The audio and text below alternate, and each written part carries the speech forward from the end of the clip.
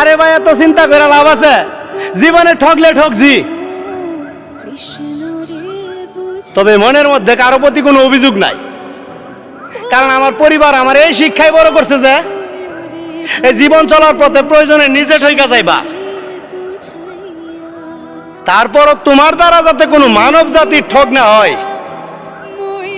ওইটা মাথায় রাখবা। আরেকটা কথা বলছে আমার পরিবার, ঠকতে থাও, একটা দিন দেখবা এই ঠক দে তুমি জিতা গেছো। এখন শুধু অপেক্ষা আছি আর আল্লাহ পাকের রূপে ভরসা করতেছি কোন দিন আমার ওই সুদিনটা আইব, যেই দিন আমি